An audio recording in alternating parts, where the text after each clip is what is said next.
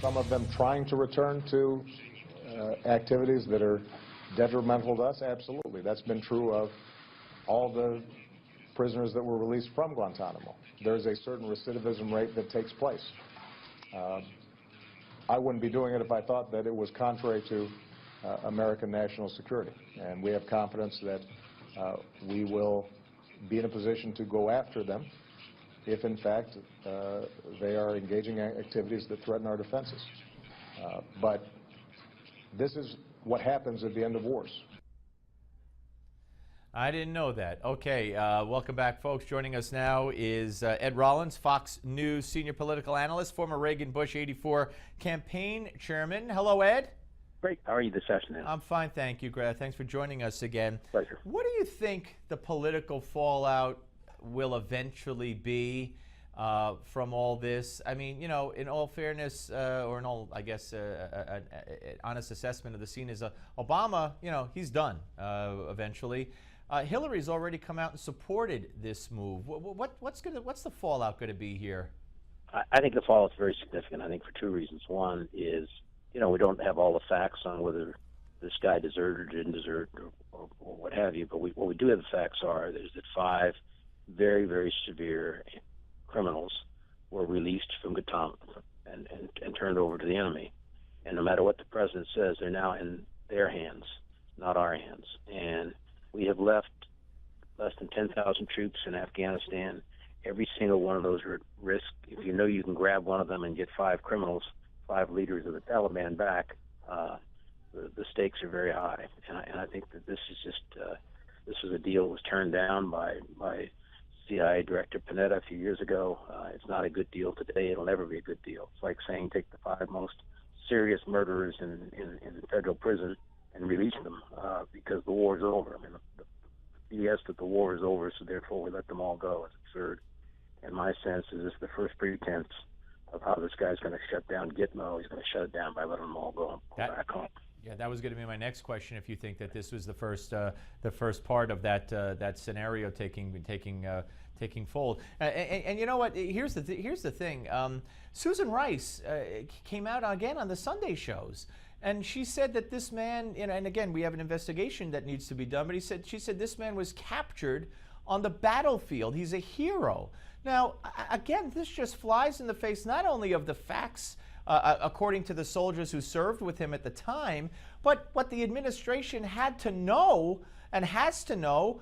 Why on earth would they give those talking points to Susan Rice to go out there and put forth this, at least to be generous, questionable scenario, if not outright false scenario? Well, the fact that she has absolutely no credibility after Benghazi may be the reason they put her out there. But at the end of the day, if she is a national security advisor and does have data that she should have, she clearly knows the truth. And you know, if you burn me once, as she claims she was burned before, at this point in time, I'd be very, very careful what I said. I think she's a terrible spokesperson. I think she's a lousy national security advisor. And my sense is that the American public is not being well served. But the idea that you could take someone who clearly there was evidence that he had left his post, that he just served the country with honor and dignity, is an insult to all of those men and women who have served this country with honor and dignity and didn't walk away from their post in the middle of the night. You know, one might ask, why would Hillary come out already and support this when she could distance herself from it, or at least delay comment to see how it all pans out? But I guess if she were to come out and say, oh, I wouldn't have done it, maybe we'd find out eventually that during her years as Secretary of State, while these negotiations were going on, that she did in fact support it. So maybe she realized that she couldn't, although it's been done before, she couldn't tell one story that wouldn't hold water when the facts came out. How do you read that, her support? It may very well. I mean, I think her political antenna's up. You know, she's certainly preparing her book tour and as the first step to her running for president.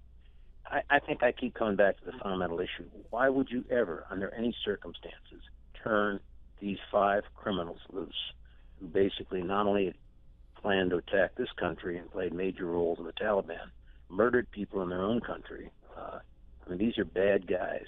At the end of the day, we turned 5 bad guys loose for someone of questionable integrity or whatever it turns out to be. And I'm a great advocate of our military. I think our military is the best we've ever had, and I support them and salute them. And if this was a legitimate guy, we should have done everything to get him out. But we don't trade. You don't trade for hostages, and you basically have now put a price on every single one of the 9,000 plus men and women who are leaving in Afghanistan.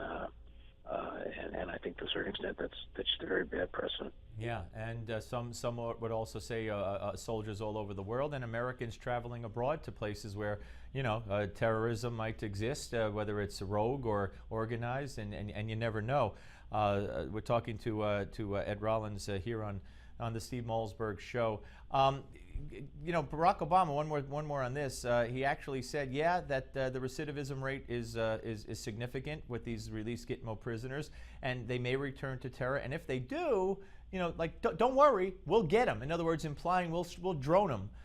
But that kind of logic is just beyond comprehension, is it not? It is to me. It should be to any sound-minded people. I mean, once again, these guys were in Gitmo for a purpose. We could not bring them to trial because of the complications of American law. But speaking of American law, the American law basically states very clearly in two bills that have been signed by presidents that you had to go to the Congress and notify them. The president totally dismisses the Congress. He totally dismisses the Constitution.